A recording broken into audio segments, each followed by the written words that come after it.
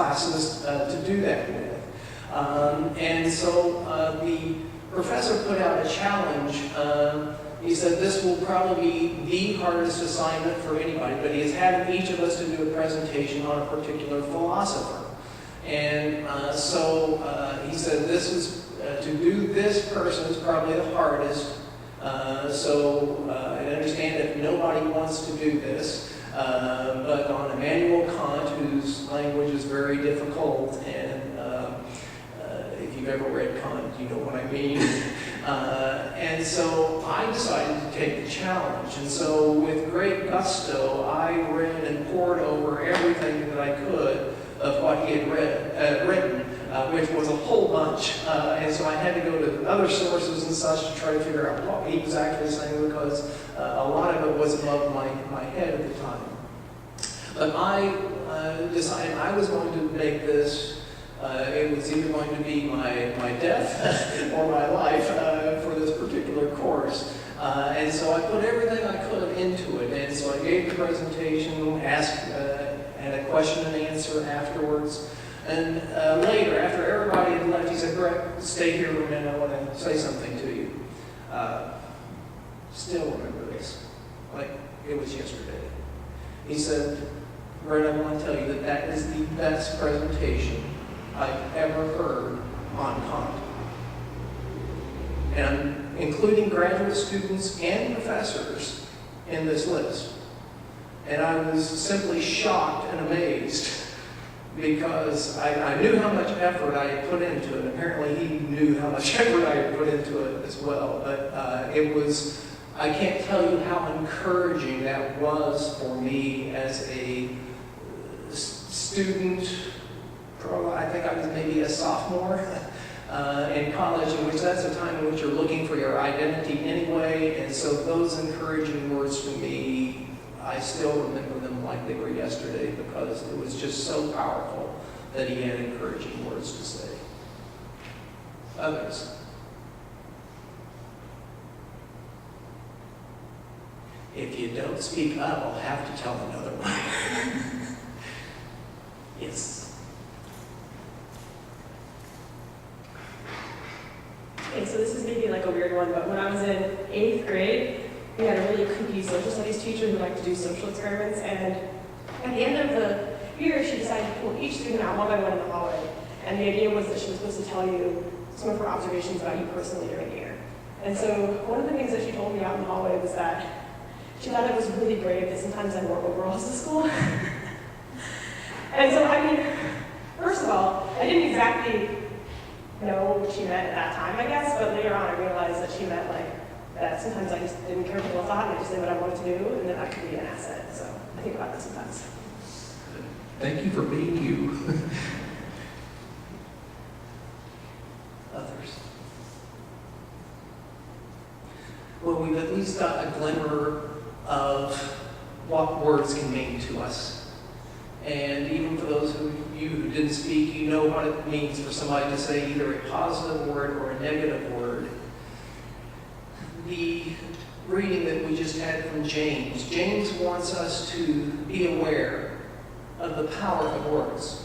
And he says this from a multi-perspective. The first being, he himself is a teacher or a preacher, and he's trying to edify others. And he says, don't strive to be this unless it's really your calling, because it is always very critical. There was a quote, and actually I think I've got it up here that I want to share with you. And I say this particularly because I've had some friends of mine who were in the ministry. Actually, a good number of people who have gotten out of the ministry because of the negative criticisms and such that they've received. So I wanted to share this statistic with you, especially as our church is in the search process for a new settled pastor, and to encourage you to encourage the next settled pastor rather than discourage in any way. But according to the Schaeffer Institute, the ministry is perhaps the single most stressful and frustrating working profession. More than medical, legal, or political careers. Most statistics say that 60 to 80% of those who enter the ministry will not be in it 10 years later. And only a fraction will stay in it as a lifetime career. I'm hoping to do that. One study found that over 70% of ministers are so stressed and burned out that they regularly consider leaving the ministry.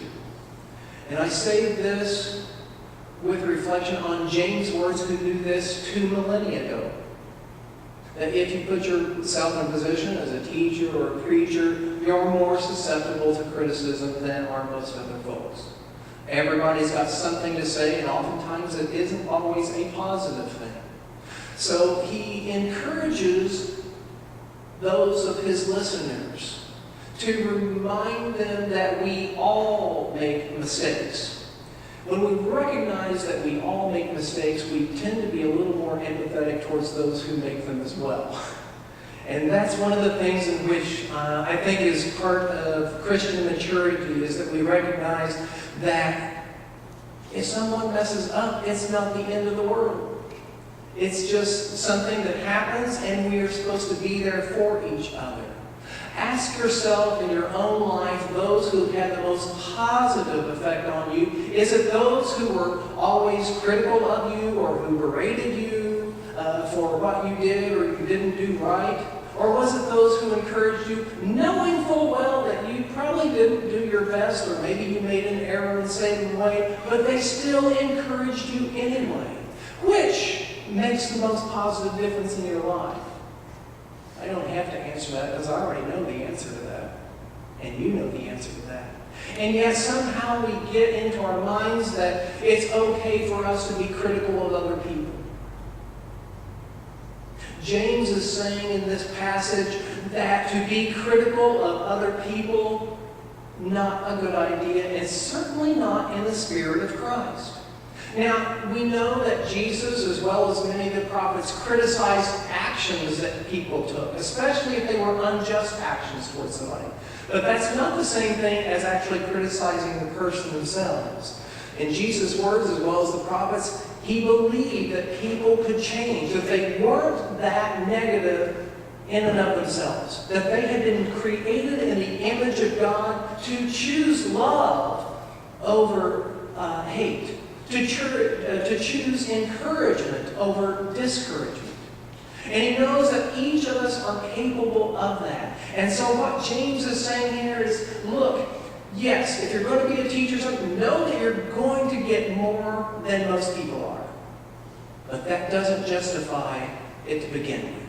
And so he speaks to all the people, the congregation, saying, look, we all make mistakes.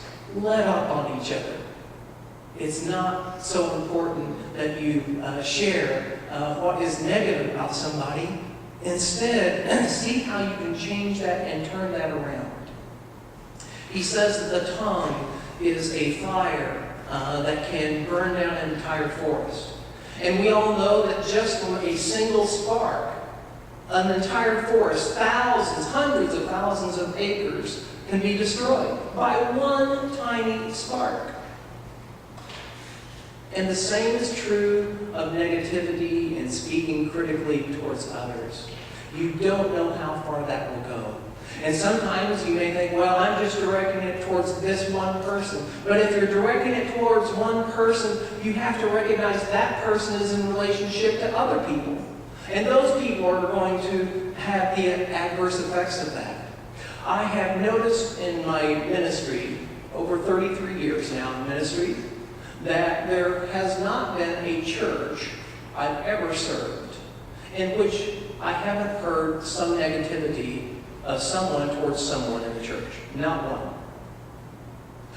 The strange thing about it is, and I've also heard positive as well, so that's I would say, but on the to let you know the importance of not being negative is that most of the people in my informal survey who have left churches, it was not because of the thing that the person who was criticized did that was wrong. It wasn't for that reason. It was for the majority of the people who have left churches that I've served. It's been because people were critical of that person or of a group of people. Because no one wants to be in a place where we're supposed to lift and build each other up if we're tearing each other down. They'd rather go somewhere else. And so I pray for you as a congregation who's likely within the next few months, I'm guessing, will call a new pastor, to do your utmost to lift up that pastor and to lift up each other, all the workers of the church. It is so important to create an atmosphere in which we care for one another and lift each other up. Because as soon as we go to the negative, it only hurts us all, not just the person being targeted. James' words reflect those same words from the Institute, the Schaeffer Institute, about how hard it is to be a teacher or a preacher. And James' words tell us to be kind and to be encouraging. To encourage rather than to discourage. James is of the belief that there is no such thing as, and I believe him on this, from my own experience, there is no such thing as constructive criticism. Some of you probably disagree with me on that, but anything that is critical hurts. Correct? Has anybody ever been critical of you, even with the best of intentions, and it didn't hurt? There are other ways. If someone makes a mistake, we can either say, point out the mistake, tell them that they did wrong, or we can say, I've been through the same thing. Here, you have the ability to do better. These are the things that I tried. You can try, it may not work for you. Which would you rather have? Encouraging words when you know that you've made a mistake? Or discouraging words? I already know the answer to that. And so we should treat each other in the same way. In my seminary, I had a good friend who had a heart of gold. In fact, no matter to this day, I don't know of anyone who had a spirit of more loving kindness than this particular person. His name was Jim Spofford. Jim decided he was also going to go into ministry, like most of the rest of us that were there in the seminary. And he took his first church. I believe it was in Virginia, if I'm not mistaken. And Jim was one of those people I would call a sensitive soul. That whatever you said to him, he was going to take it to heart. And probably in a way that was more than most people. That particular congregation, I learned later, had been rather negative and critical of him. And within a year, he had taken his life. Words make a difference. Whether they be negative or whether they be positive, they make a difference. We've already heard this morning some of your own stories of words that made a difference in your life, and I'm thankful that you had good things to say. But one we heard that was not so positive, that it had actually been a discouraging word. And Matthew, I thank you for your bravery for speaking up to that, because we've all heard the negative too. And I think that takes a lot of courage and strength of character to be able to speak to that negative side that you've heard in your life and to say no to that. I'm better than that. God knows I'm better than that. And I thank you for your presence with us, Matthew, and for your example to others. Thank you. Each of us have the ability to positively affect each other, for better or for worse. And James lets us know that we are not to curse or criticize others, we are rather to bless them. There's always a way in which we can do that if we just turn it around and say, this isn't important for me to share why I think this is not good. Rather, it is that I am somebody who can say these words. I love you. I care for you. I want the best for you. There's a story I was reading of a teacher who saved a student's life. The student came in day after day wearing the same clothes, looking more ragged every day of the class. This was at a community college here in the United States.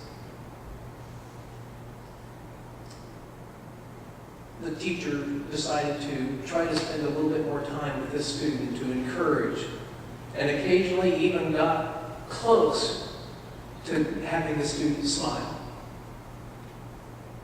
But it was clear that the student was going through things that the teacher perhaps did not know in real life that were just shutting that student down. And so the student's grades suffered. When the final exam came, the student got what should have earned a D. And for the class, should have probably earned a D. But something in the teacher said, I think that this student needs something from me in which I've never done before. And so the teacher, when the student came in for the grades, said, you've received an A. The student said, but my work was poor. I know it was poor. How can you give this? Because I know that you are an A person rather than a D person. And I want to encourage you to do the best that you possibly can. Now, it may not seem fair in regard to the other students and such, but let me tell you the rest of the story. That teacher got a call at 3 o'clock in the morning from the minister of that student's church. The parents had called the minister after finding a suicide note of that student, saying that he would be put in a closet, and that he was sorry that he was so unlovable. He had been verbally abused by his older brother for all of his life. And he had planned he already had it in place, a noose in the closet to take his own life.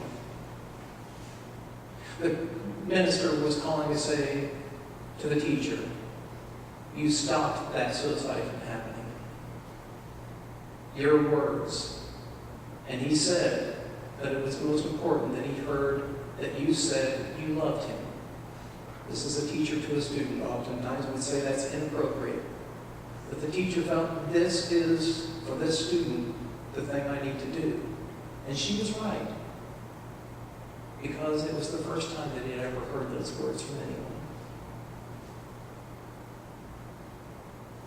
Many decades later, that student now has 3 or 4 children who are doing great.